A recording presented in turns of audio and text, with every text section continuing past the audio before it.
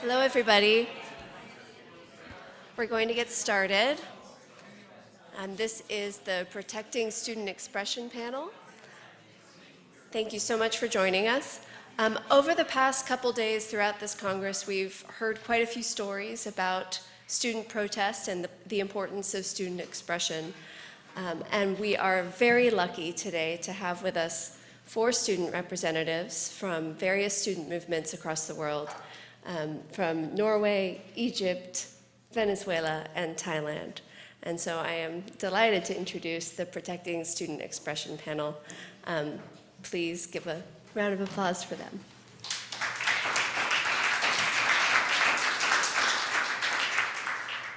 Thank you very much.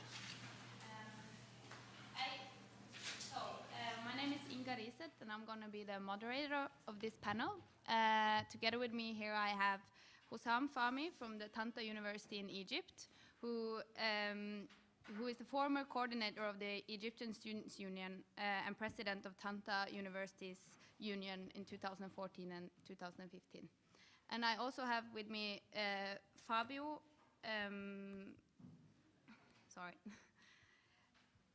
Fabio Valentini from the Universidad de los Andes in Venezuela, who's the president of the student movement at the Universidad university he's in, and also a member of the national student movement in Venezuela. And then I have Rackchart, Wong-Arthichart from Thammasat University in Thailand, who's the former vice president of the Student Federation in Thailand and the former vice president of the Student Union in Thammasat University, and now also a member of the New Democracy movement in Thailand. So before I open up for speeches from each of them, I also want to present the organization that I come from, which is SAIH, which is the Solidarity and Aid Organization of Norwegian students and academics. And I want to tell a little bit about the work that we do to protect student expression. So we give development aid for higher education. We cooperate with 40 different organizations in Latin America and Southern Africa. But we also do political advocacy in Norway and information work in Norway. And since the topic of this panel is to protect student expression, I want to highlight one program that we initiated in 2011 and 2012. It's a program that is called Students at Risk, and it's very much inspired by Scholars at Risk. Today it is a government-funded program in Norway. It's run by the Norwegian Ministry of Foreign Affairs. And it started out as an idea that Norway should do something to protect students that are at risk.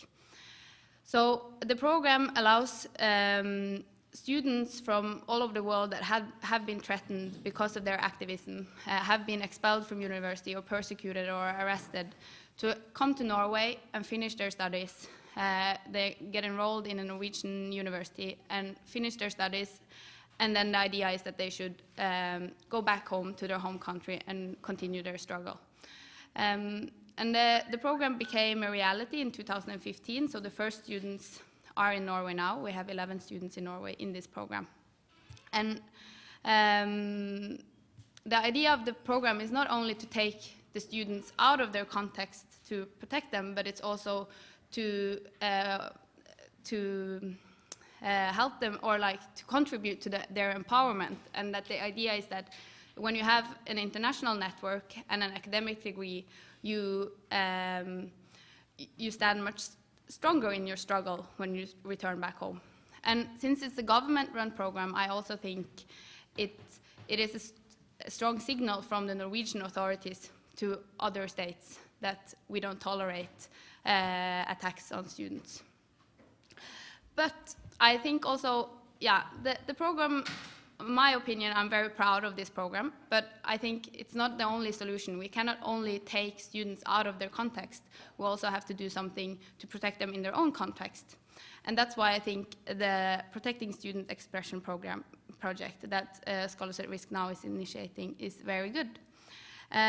So this project, it came out as an idea after through their monitoring work, they found that often when violence occurs in student movements or against student movements, can be difficult to know who did what first and who did what. And there's unclarity around the events.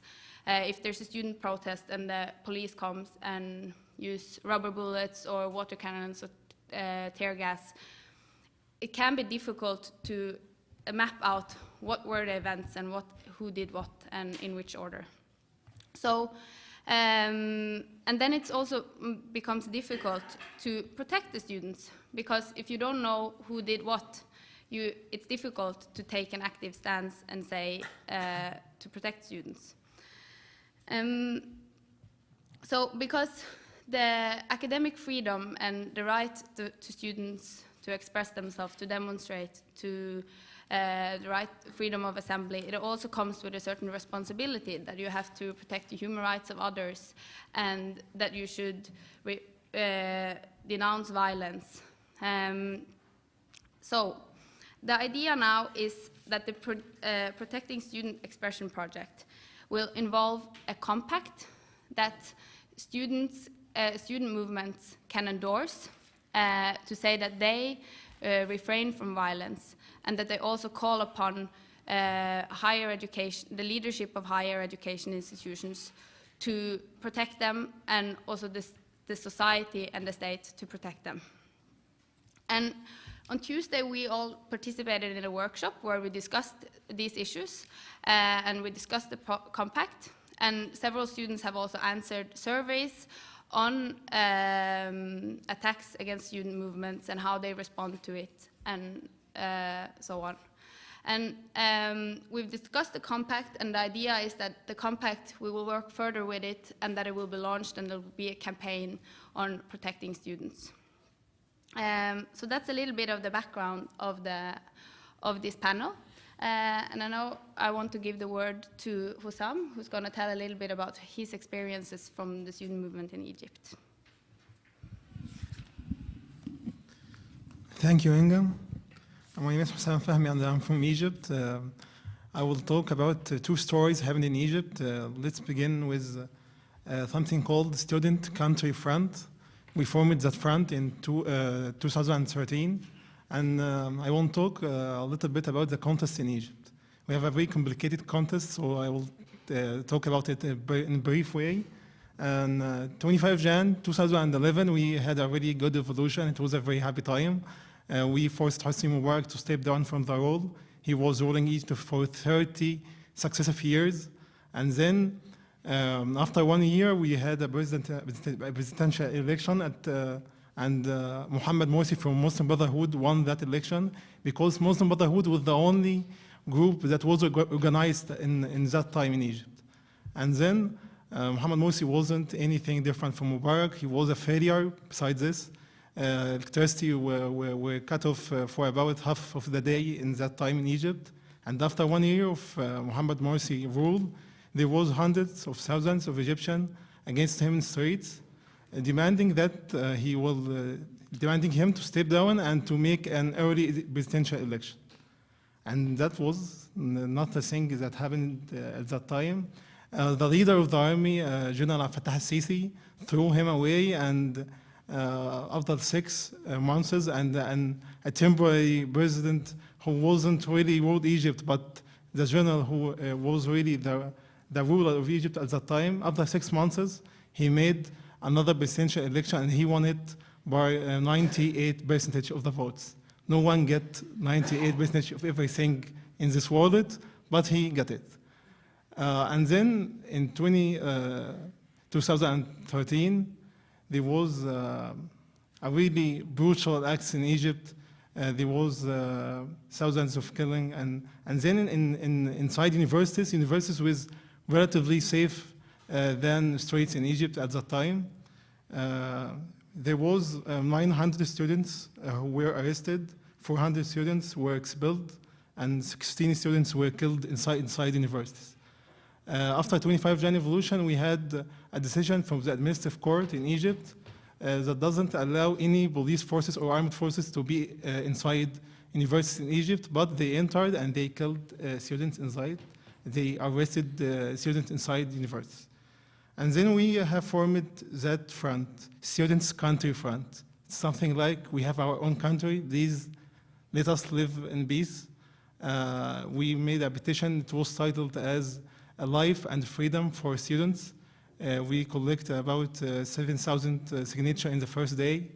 It was a very humanitarian language. We only want to live and to be free. Please don't kill us. Please don't arrest us. It was a very wide audience that that we have signatures from Islamists, from secular, from liberal, and even from students who support Sisi. They even signed that petition. And then that audience continued and formed the largest demonstrations that happened in Egypt at that time. And then that audience continued, and then Islamists pulled away from that audience. They have their own agenda. They start to raise up more pictures and their science. So they moved away from that audience, and it became a completely civilian audience, a completely secular and liberal audience. We have left-winged, we have socialists. That audience then formed an electoral list that goes through the next election in Egypt, and we basically won everything. All board members of the General Union of Students, of Egyptian students, were from that list, and then that election was organized and supervised by the Ministry of Higher Education in Egypt. The Ministry of Higher Education, the official institution in Egypt that's responsible for this. And after we won everything, they canceled the results. So it was a very good way to express democracy in Egypt. And then we have formed another petition. We have organized another demonstration, and then continued. And I will go to the second story. Second story that happened last April. The political space in Egypt were about to be completely closed. General Sisi wasn't didn't want to get any opposition from anyone. He has completely excluded Islamists, and now it's time to exclude everyone else, secular, liberal, and social.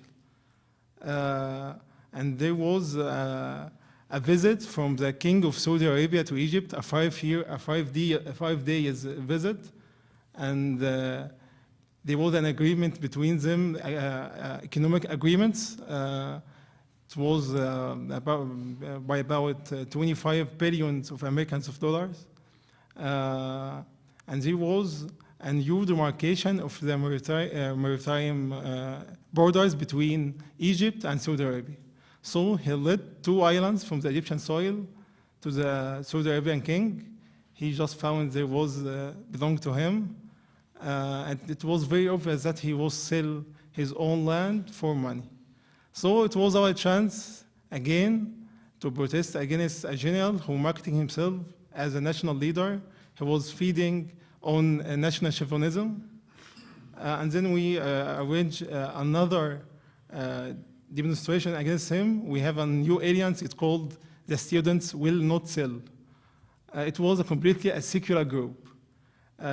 It wasn't only about the 2 islands case. It was about that we had a chance to wage against him one more time, to use his own words to marketing himself as a national leader, to make it very clear that he's a liar, he's a dictatorial president.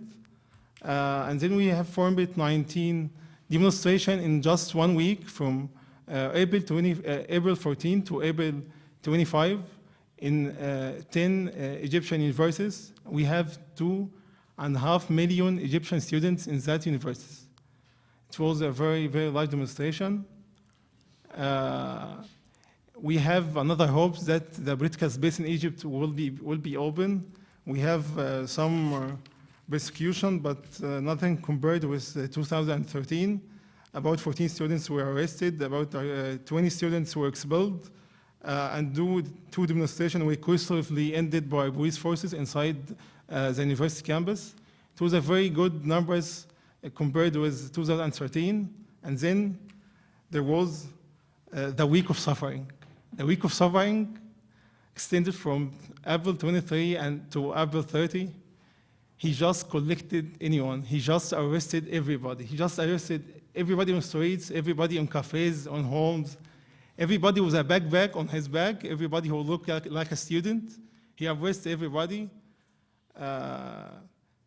And then there was accusation to leading a terrorist groups to use violence against the regime to try to overthrow him from the rule. And that's the question. In Egypt, in the students' country, in the students will not sell, we aren't violent. We are even not Islamists. We are even make a public statement before every demonstration that we are making that we are not violent. We declare our demands in a very distinct way.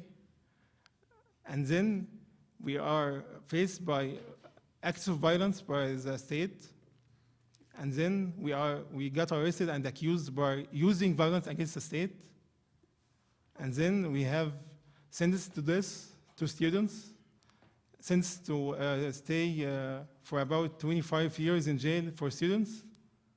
And then in the next time, I can't convince my friends and our students to be completely peaceful. Anyway, we are peaceful, but they use our peacefully acts in a very I can't say the words because it's a very, very complicated. No one wants to say this in Egypt, but we are completely peaceful. We don't want to act in violence, but anyway, they accuse us of violence. Anyway, they want to screen the conflict in Egypt as it was between the state and a group of terrorists. Islamists also are like to form the conflict in Egypt as it's between the military state and him who are looking for democracy. We have an Islamists who are right-winged, we have a military state, and we are between them. We want a very civilian state. We want a really peaceful life, but nothing appears to be happening in Egypt in a really short time. We are going to lose hope very soon. There was 3 persons who were commended to come and say what I'm saying now. One of them got arrested and accused of leading a terrorist group. One of them was arrested and accused of using violent acts against the state. That was my friend Muhammad Nagy. And then that accusation was dropped, and then he got a financial fine of 100,000 Egyptian pound. It's like 10,000 American dollar.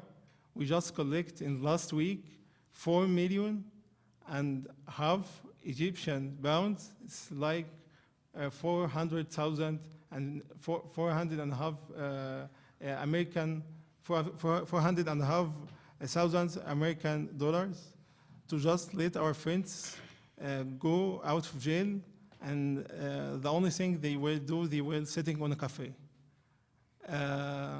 So that's all in Egypt. Yesterday, our friend from Turkey has said they don't have freedom in Turkey, but they have free people. In Egypt, we don't have freedom, and most of our free people are in jail.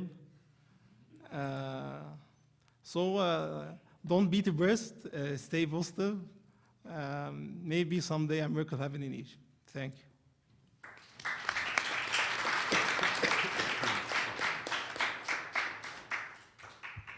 Thank you very much. And we move on to you, Fabio.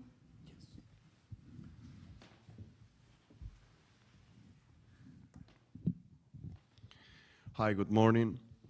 My name is Fabio Valentini. I'm 22 years old, Venezuelan student. I'm studying the 8th semester on economics at Andrés Bello Católica University in Caracas City. and I was elected by the students to be his student representative and the student counselor inside the university, and then also the student leader or the representative inside the local or the university student movement, and then be part of the national student movement of Venezuela. Talking about the situation in Venezuela is too hard, and they only give us 15 minutes, so I need to be briefly. But in a country 2,450 miles from Montreal called Venezuela, we are facing a regime with a totalitarian nature. In the beginning of this century, when President Hugo Chavez came to the power after he won his first election, constitutional election, from 1999 to 2013, Chavez destroyed the essential values of a democratic society, and then also the economical system of a country, the richest in the zone. Following the lesson of his political father, Fidel Castro, and all the socialism leaders and the socialist movements in the world, he started to promote struggles between each class, the non-recognition of the private property, censorship in the media, censures to those working in government enterprises, and he tried and he consolidated and achieved the division and polarizing our society. The recognition of Chavez in the international community many times is so good because they look the Chavez who helped poor people, or the Chavez who helped so many countries, or the Chavez who tried to recover the recognition of Palestine or new alliance in the Middle East countries or in the African countries. But many times the international community only looks the populism policies when he tried to use the oil as a mechanism or a diplomatic strategy to get more power inside the UN and in another international organizations. Buildings, hospitals, or highways in many countries, but we in Venezuela, in our hospital, we don't have lights for make an operation, or we don't have water. From 2013, when Chavez died, and then Nicolas Maduro became the new president and the inheritor of the Bolivarian revolution, after he won a dubious election for fraud, our internal situation worsened, as well as the oil prices and world oil market, especially in the OPEC countries. Our economy depends on 98% in oil prices, so that's the economical crisis in the world, especially the energy crisis, affect us a lot. And now I'm sitting here representing a country with 200% of inflation rate, and the International Monetary Fund calculates and estimates a 700% of inflation by the end of the year, 80% shortage of basic consumers goods, a country with the most dangerous city in the world, our capital city, Caracas, and another 5 cities in the list of the most dangerous 20 cities in the world.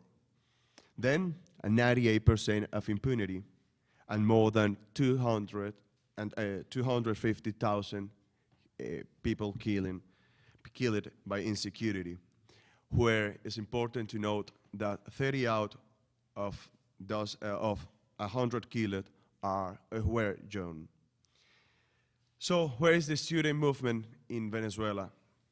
Students and youth have played an important role in our history until our independence days, when they fight against the Spanish Empire. And we commemorate the victory battle on February 12, 1814. And since 1947, we commemorate every 12th February as the National Youth Day. The birth of the student movement, as we know today in Venezuela, was during the actual revolution, especially in 27, when a new generation of students took the streets of Caracas, fighting against the new proposal of Chavez to change 69 articles of our Constitution, and it makes the only election that Chavez had lost against the oppositions, where the students took the streets and they made some riots and demonstrations, peacefully demonstrations and non-violent struggle demonstrations in Caracas and in other cities. And then from that moment, we institutionalized and formalized our student movement. My experience inside the Venezuelan student movement became on the demonstration of 2014, when Maduro, just 1 year after he was elected president, and we watched the crisis inside our country, the humanitarian crisis and the economical crisis. So we students support some opposition leaders called for a demonstration, as they called the way out of the government, in which we participate, and after we capitalize and also lead the protests in the following months. I started my participation in the riots in 2014 in my home city near Caracas, where I found the local student movement. And when I consolidate a team with many students, we formalize the movement, and we start doing some demonstration also to support the rest of the students protesting all around the country. We did so many activities for the freedom of the country and for the human rights violated by the government and the local forces in the first week of the protest, when we know, and after the first week of the protest, we have a count of 7 deaths and more than 15 people injured and 80 arrested. Fact that gave to us more incentive to continue our reasons to protest in the streets. The demonstration of 2014 left about 50 people died, more than 1,000 injured people, and nearly 800 civilians arrested, where are still detained more than 40 people today. The security forces often use to live in the cells of the barracks or prisons those students or civilians who had arrested for 2 or more days in a precarious conditions and with different practice of torture, until they were assigned to the respective judges. In that step, due to the non-decentralization of powers in Venezuela and the control of the judicial power by the government, many of the trials did not meet due process, and they sentenced several students without proof or evidence to substantiate their crime. The others were sentenced to visit the court every 10 to 15 days in a reporting regime that sought to intimidate students and their families, and also deny their right to leave the country or region for months and years. The problem of the riots of 2014 was that while it was an expression against the regime for many reasons, the mainly motivation was for political reasons that by the time didn't motivate poor people to join the protests. Today, many people are wondering if the protests of 2014 have had another effect, if the reason had been of economic or humanitarian character, or about the bad condition of life in general. That actually is a reality that we are facing in 2016, with more than 30 demonstrations daily in everywhere of the country. Just last week, we faced 2 demonstrations near to the presidential palace. The positive results of the riots of 2014, we and the international community were able to watch the totalitarian nature of the regime in the way of repression and violation of human rights, such as freedom of expression, thought, mobilization, or the right to protest. Our specific protests that we made as a student movement, we follow the more than the internal claims as students. We try to also capitalize and lead the claims of all the nation. We follow, and when I come student representative in 2015, we have developed a new structure inside the student movement where we advocate a lot of time to learn the nonviolent measures and methods to those students that want to join the student movement. We follow the knowledge and experiences of the Albert Einstein Institute in Boston and many countries that had experienced totalitarian regimes, and they combat it with nonviolent measures. The mainly book that we use is the book of the Institute of Dr. Jean Sharp book, From Dictatorship to Democracy, that teach you 197 methods of nonviolent struggle and how to promote and create a kind of revolution using a nonviolent principles. So we also have many classes where we teach some tools of planning that we must take into account when we are going to do a protest. About the protests that we made march concentrations in principal square of the cities, or in which the armed forces have a lower level of repression. Creative protests, as for example, human flag, carnival in the streets, or other holidays that we have in Venezuela. We made protests in that days. Hunger march with the empty pots, march for the lack of security, vigils, symbolic for the fallen in the country, memorials, pictures, wall painting, masses for the fallen in the country with support of the church, and so many others protests and non-violent protests. The violence and threats that we face in 2014 was usually to watch the armed force block the streets only, or they made repression only when they saw students block some streets, they make some pressure in front of the ministries or other official agency. But then now in 2016, they are repressing students also if we are walking on the sidewalk.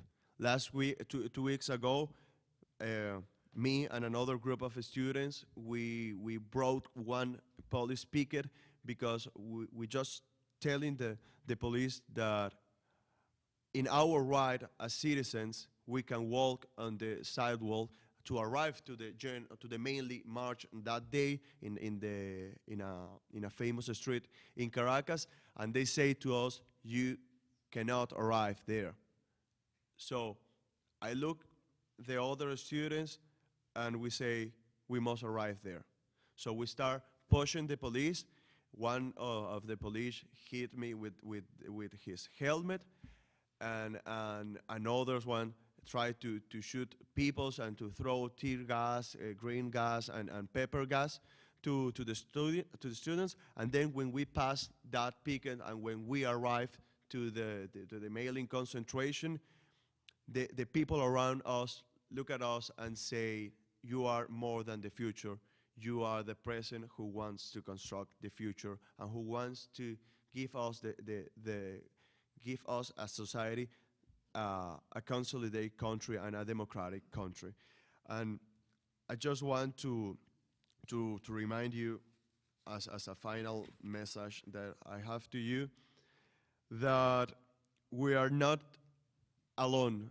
When I say we, I say students, and that we are going to demonstrate again that we are the future living in the present, and we have the potential to conquer the war and to guarantee a sustainable democracy for the rest of the years.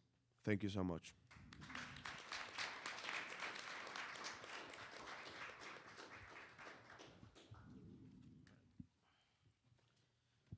Right after listening to the two comrades, I think that our country is facing maybe less dangerous, there's the least here among the two. But first of all, thank you thank you to Scholar at Risk for having me here.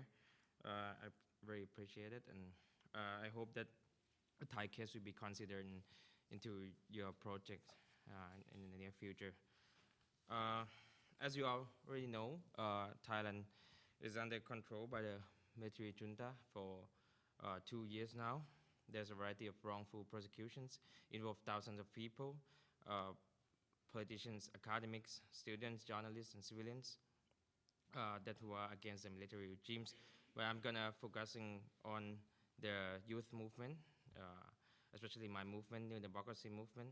We are the group of young people who joined together as one. Students came from many different backgrounds, different places, different organizations. We are in the central, we have Thammasat University and Chulalongkorn University. In the northeast, we have Konkan University, and in the southeast, we have Burapha University. And we have also the southern activists as well joining together. The central-based organization are focusing on the democracy's values and human rights. We are calling for democracy.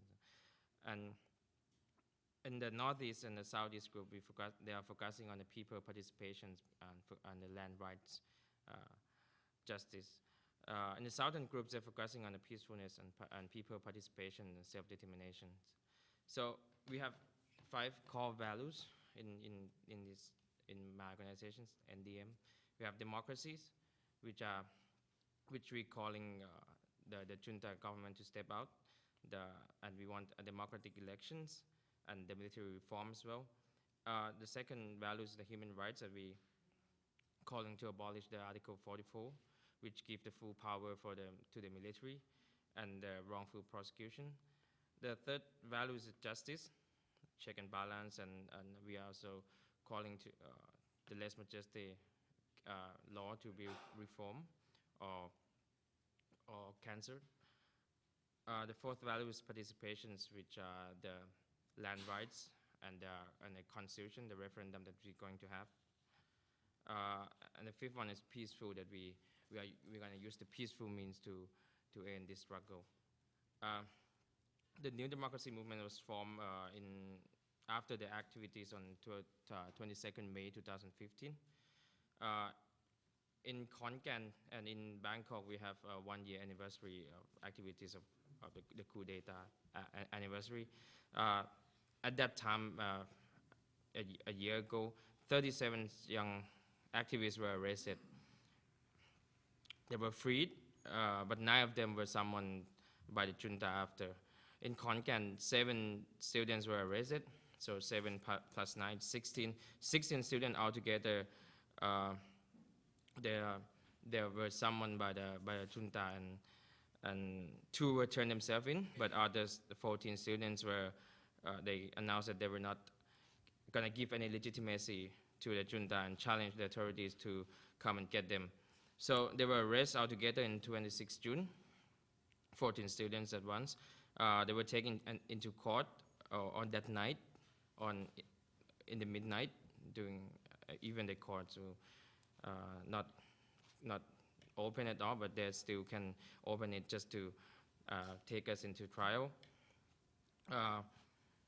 And they were sent into prison at that night, and they were in prison for 3 weeks. After they were freed, 14 students and the movement are continuing to challenge the oppressive regimes and through non-violence means. So they were freed because of the pressures of the academics and the journalists and other civil societies around the world. They're helping us in many ways to pressure the government, and they were free at last. So we will continue doing the activities after they were freed. In December, there were a big scandals about the King's Monument in Hua Hin, the corruption scandal. Students were planning to have a peaceful protest, symbolic action. They took a train together with 50 people in the trains, and they never get to that place because the train were cut off in the middle of the way. 36 were arrested, 17 were forced to sign a MOU, 19 were refused to sign because of the pressures from outside, from public. They were freed at the end also. However, However, the authorities also charged the 2 students in this case, and one was abducted during the night. They denied at first, but with the evidence of CCTV and the pressures from public, they finally admitted, and in the other days, that they abducted him. Another one is 20 years old student from Thammasat University. She was sent to a central prison, even though that she was allowed to be bailed out already. But the authorities sent her to the prison, to the central prison anyway, just to show that they can do. So she was forced to strip naked in public and was searched by the authority in her private parts. 5 minutes after, she was free because of she got bailed out already. Now in the present, we doing a campaigns on against a referendum. So our organizations are campaigning on voting no on the constitution, because because the constitution were written by the military government. So we're now campaigning it now. What to say next? The 14 students that I just mentioned it earlier that were sent into prison now is still under process of law. They are unable to go out of the countries, and all of them are facing in the military court.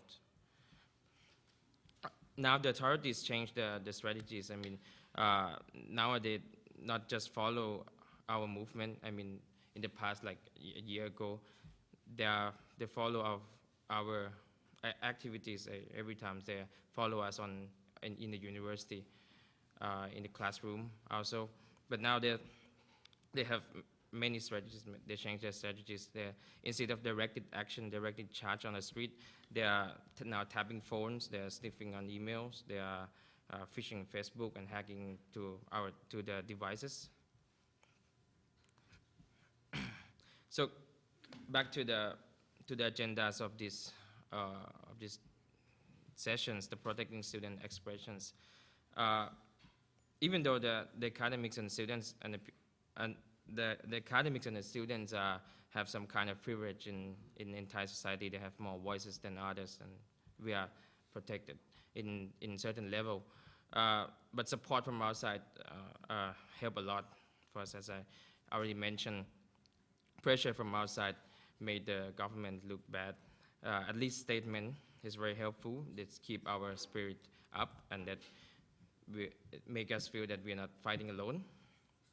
The other thing is that the blur line between the academic expression sphere and the other form of political expressions is need to be understanding deeper. In the movement, for example, in the democracy movement, they are trying to combine and balance these 2 spheres. In one hand, they're trying to spread knowledge to people through academic forums, to journals, as well as campaigning politically to call the junta to step out.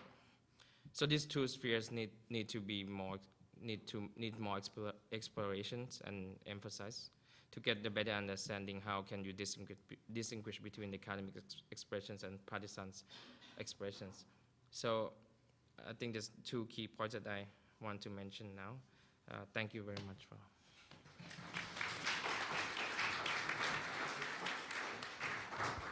Thank you very much. My first question is to you. All of you have described arrests and threats and killings and violence, but student movements often also experience that there's created a negative image of them, and that the media play a role in this. And you also mentioned that some students have been accused of being terrorists. So I would like to ask you if you could, have you experienced that there's forces trying to create a negative image of you so that you lose support in the public? And which role does the media play in this? And how do you think, which strategies do you have to counter this? So in Egypt, we have an official media and another private media. Official media ruled by state, and private media owned by businessmen. The businessmen are related to the state, so it's all the same thing. At the era of Muhammad Morsi, we have an official media and other private media that owned by businessmen who are connected to Muslim Brotherhood, so it's the same. So we have only social media, but in some few cases, we got to speak in the official media and the private media. That because we are students and we are well educated, and they really choose very cute faces of the prisoners to make people see them. You know the case of Giorgio Regini in Egypt. As you heard about him because he was a white man, Italian, European, but there was daily Giorgio Regini's, Egyptian Giorgio Regini's every day in Egypt. Yes, we have a negative image in the media, but we got to choose our beautiful faces to send them to the media, and then we sometimes got to speak about our prisoners and our victims. That's all. Yes, actually, when the student movement in Venezuela created as a student movement, they try to make like a logo to identify the student movement, and I bring with me one of the shirts, the official shirts of the movement that we use, and that's one of the symbols of the student movement in Venezuela, the white hand. That means also that we are in a pacific way or in a peacefully ways every time that we made some protests or demonstrations. So Chavez started calling and saying to the international community that the White Hands boys are a terrorist group, or now they use a local word called guarimbero, that means that are people who destroy common goods or burn some buses or bus stations or made something that is related with a terrorist acts.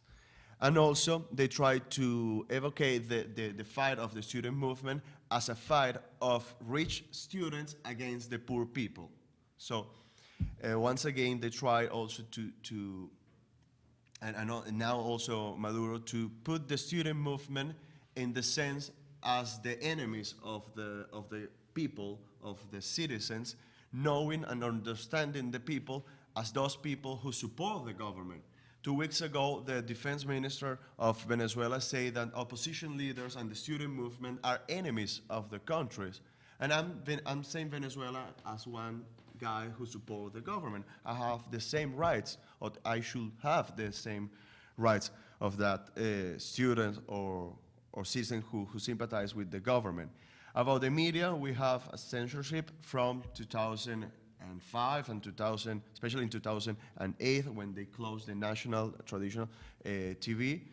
And for now, we have only the support of social media and social networking, and many times when we could send some pictures to a friend outside Venezuela or in other foreign Venezuelan communities, so they can post on Facebook or on Twitter. So many times we know the situation or we have some information only because we have some people that is tweeting for us and saying that beware, the National Guard is going where you are. So for now, we don't have any space in the local TV and in many radio stations. Also, we don't have permissions to have an interview or to have a space there.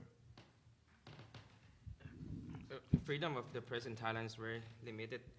So, especially during the pre-referendum period, even though we wanted to be parts of the interview on TV, we even asked them to join the public debate on TV, but they all refused because they're afraid of the authorities. They even censor the shirts, like this, the voting no shirts. They even censor it on the news medias. So all we do is like we created our channel. We created the YouTube channel, Facebook magazines, to spread the news, Twitters, and we just created website just to create the news to our own. I think we're seeing that social media is can be a very good tool, and also YouTube. Yeah. So, how do you think the international community, how can organizations like Scholars at Risk or SAIH that I'm coming from, how can international community assist you and help to protect you? Do you have any thoughts about that?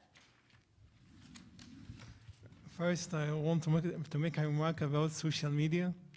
Yes, social media is very powerful in Egypt. We made a revolution, 25 Jan revolution, by an event on Facebook. But then on last April, as I described, in the week of suffering, when they collect everybody, when they arrest everybody, they may get you and say to you, please open your Facebook, and they see if you have any post against General Fattah al-Sisi, even a comic, to arrest you and accuse you of being a leader of a terrorist group. So even now, when you open Facebook and he asks you, when you click on the status bar, and he asks you what is in your mind, I say I have something in my mind, but I can't write it because I will go to streets now, and they will arrest me. So we erase our Facebook application every day when we go to streets in Egypt. So even social media is now a very dangerous place in Egypt. Speaking about the national community, the international community, you know, at the era of Muhammad Morsi, he was marketing himself as he was the Islam.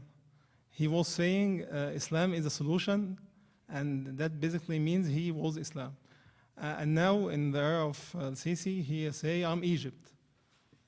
So you are between two choices, to be against Islam when Muhammad Morsi was the president, and now to be against Egypt. So when you speak in any international media, you are a traitor, you are against your own country. But I think on the international community, if there was a compact, if there was an agreement that talk not in a very aggressive way, but in a very supportive way to the good actions, if we have any good actions, I think such agreements would have pushed him a little to make some improvements in Egypt. I think, yes, it may help. I don't kindly this, but yes, it may help. We will, and so we still have connections with the international community. But back to the days when I was president of the Soviet Union, when I get any phone call from a foreigner, when I get any phone call from a reporter from outside Egypt, I refuse to speak to him because at that time they will use this against me inside our university and inside our society. It's a very tricky position, but we try to sign in, to connect with a very official organization on the international society that may push him to make some improvements. And that's how I came here. When I got an invitation from Scholars at Risk, really I have edited the invitation. And I left only one sentences that I am coming to a conference speaking about higher education values. It's a very good sentences. So they let me travel outside Egypt, so you have to be a deceiver to live in Egypt. Yes. About Scholars at Risk and your organization, and especially the compact that we have discussed on Tuesday, I think is mainly three important points. The first one is the recognition, the international recognition of the student movement and the pressures to the governments that they must recognize the student movement and the student unions in the countries and in the universities of that countries. also remark the student struggles and understand one important thing. There is that we as students, we have a compromise with our country. And as I say on Tuesday, we couldn't be the best engineers, the best doctors, if we don't have hospitals, if we don't have enterprise where we could apply the tools that we learn in our career. So directly, students must have a compromise and a relationship with his countries, and also the sustainable democracy in their countries. And also about more directly with the international community, the support of the students' unions all around the world, and also the student movements in the regions and in other countries. For example, I bring with me, and I would like, of the end of this activity, who wish could take a picture holding this poster that is Free Our Students, Venezuela. So it could be one a good help for our student movement in Venezuela, because we could say that we are not alone, that we have the support of the international community, but more than that, we have the support of international students, of the international student unions, and the student movement. So I think we could do a lot of things, and if we all work together as a student union, as a student representative, and a student movement. So as I mentioned earlier, that the help from outside is very appreciated. But when it's come to like Les Majestés, not many organizations that based in Thailand wanted to throw themselves into it. I mean, but the many organizations outside are also very active, on helping us on trainings, workshops, and stuff.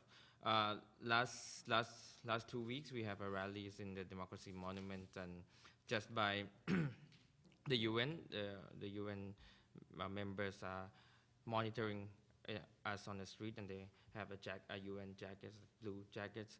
So that makes the authorities to see that so it make like non-violence, like they protected us in a certain way. So the help from outside like this, like just to monitor our rallies, our campaigns, our activities is very much appreciated, and to help us on securities issues, or training us to raise our awareness on securities, or training us on how to actively using our social media or using our strategies more. So this it's very helpful. Thank you very much. I think we're going to open the floor for questions from the audience. I see hands over there. Thank you. Thank you for your presentations and the courageous effort you are putting up in fighting against dictatorship and other forms of anti-democratic forces in your countries. Listening to you, I see different levels of student activism. In your case, it seems to deviate from a strict demand for student academic freedom to looking at a broader picture of promoting democracy. And what I wanted to know is whether this is a specific strategy of saying that the only way we can enjoy our student academic freedom is by converging forces or interest with the general population. And when democracy is restored, then we think we can then demand our student academic freedom.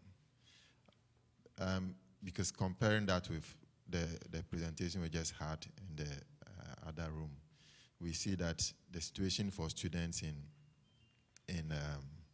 US, for example, seems to differ.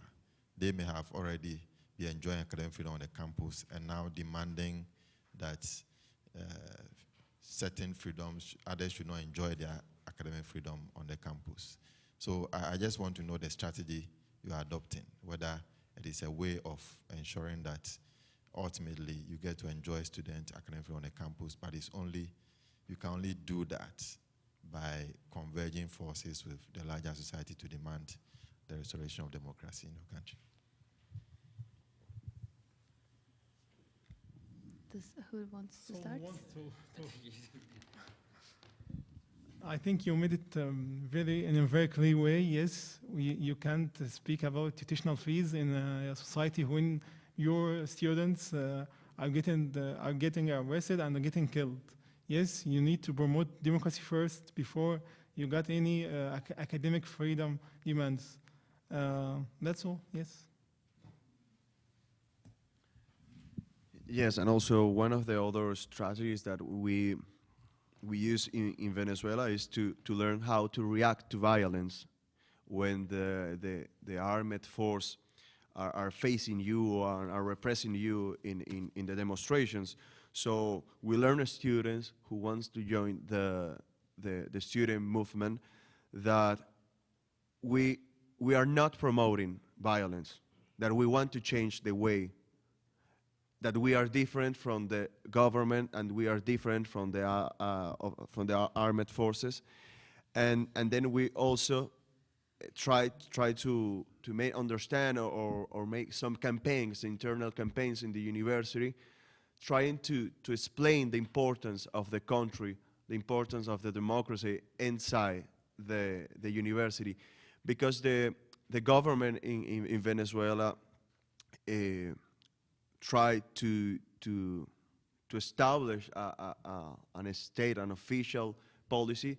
There is that you as student don't have any future in the country. So you need to think to get out from the country and to find future in another country. So facing that reality, we fight that reality in the university, trying to understand that we have so many ways that we can fight against the government, and we can recover the democracy and some values in the society if we, as students, all together fight and also incentivize the rest of the society.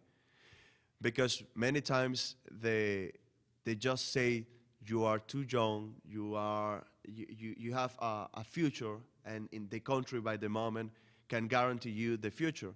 So it's better if you find another country and you get out from the country.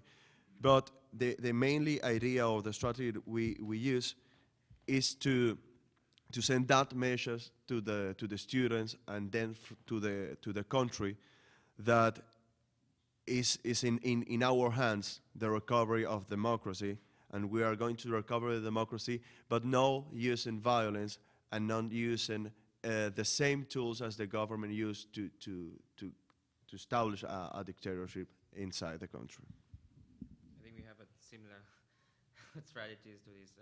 We're trying to balance things on the groundworks and also in academics works. Also, we held academics forums every month, and we're doing rallies every month also. So we're trying to balancing this, and as we already talked about this, we also do a statement also to tell the people what we're gonna do and in peaceful means. Hi, I'm here on behalf of the Canadian Federation of Students, and yesterday we just voted to sign on to the Bergen Declaration, which sets the foundation for an international student movement. And also, what your speech kind of illuminated is the differences as well between student politics in Canada versus the rest of the world. And in my experience, the greatest threat to our freedom of expression seems to be from within the institution and not from the state, where for you guys it's very much the state and state-sanctioned violence against what you're doing. I'm wondering if you could illuminate, though, some of the conflicts that exist from within the institution itself and in trying to limit your freedom of expression. I'm also going off 2 hours of sleep from a 5-day conference for us, so sorry if that doesn't make a lot of sense. But I'm interested in knowing what's happening within your institutions in addition to what's happening from the state. Yes, and on the institutional level, we have a very good freedom of expression. You can criticize your dean, you can criticize the president of your university, you can even criticize the Ministry of Higher Education, but you can't criticize the president or the military arms. Yes, it's a very good situation. I hope we got back to that situation again. When we were fighting against institutional fees, when we were fighting against some persecution from the administration of the university, yes, we have a very good situation. We can get to the media, we can to speak to the journalists, we can to arrange a very peaceful demonstration without fear of getting arrested or getting killed or getting shot. Yes, it's a very good situation. Yes, in some times we have persecution, but not compared with happened to the state. Yes, I'm really aware that you should choose your demands in a very moderate way and a very rational way. That you are a student, you have to think first about what the majority of the students are thinking about. Think about exam tuitional fees, they could charge the curriculum, but then we didn't bring that to the university. They bring that to the university. They bring that killing, that arresting. So we have a very, very long history in the institutional autonomy, but then after 2013, I don't know what to call it. There was a demonstration and there was a military coup. I don't know how to describe this. Sisi just threw all the presidents of the universities who were elected by their councils, and then he chose and he appointed another president of universities.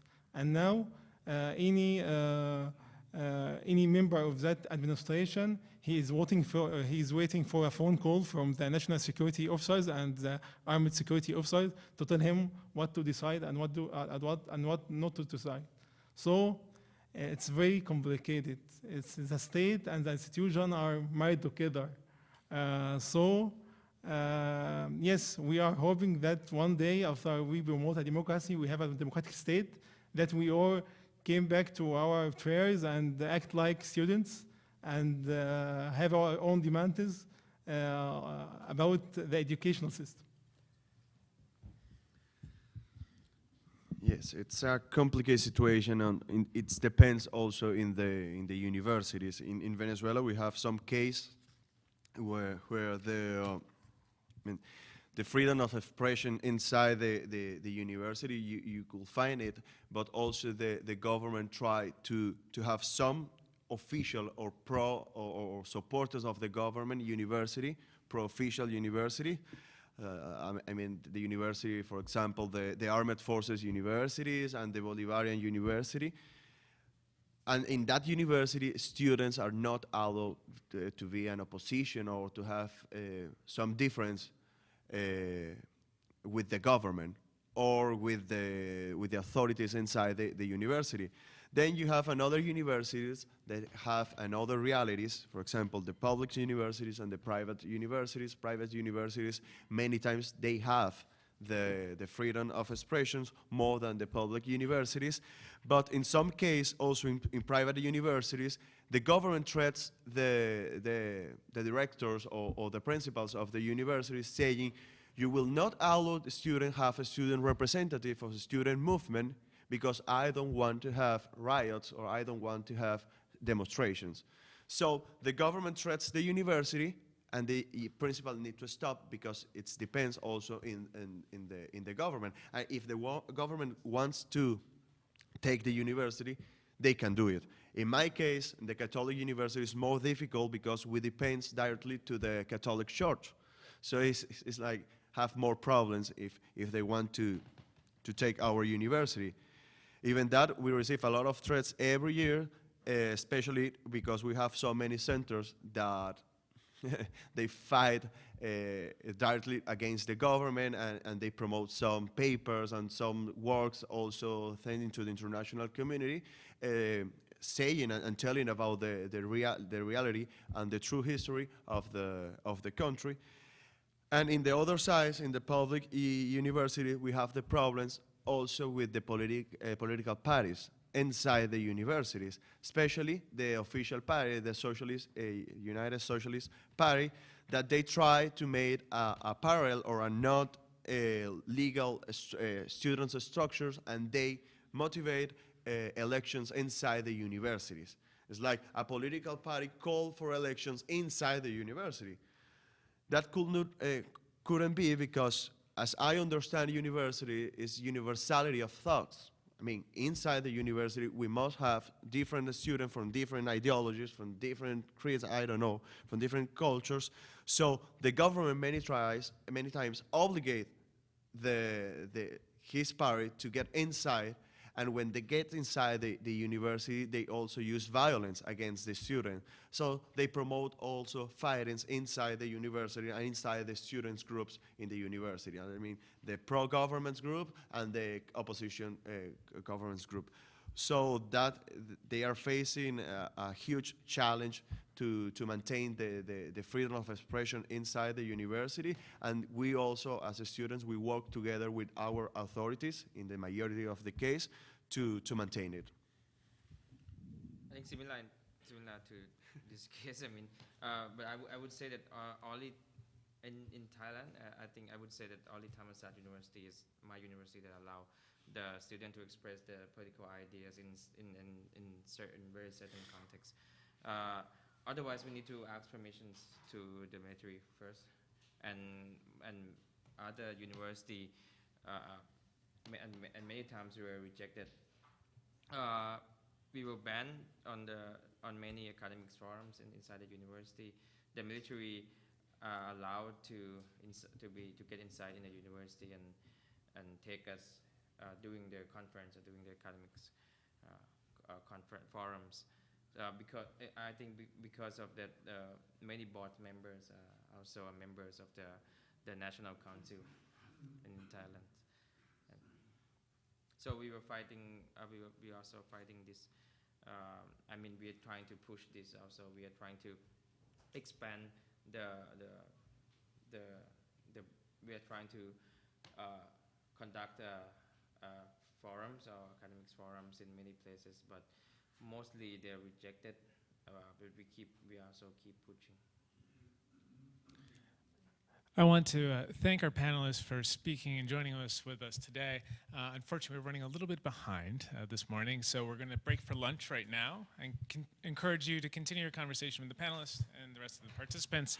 And at 1:15, we will reconvene in the main moot court hall for the conversation on Syria and the refugee crisis. Thank you.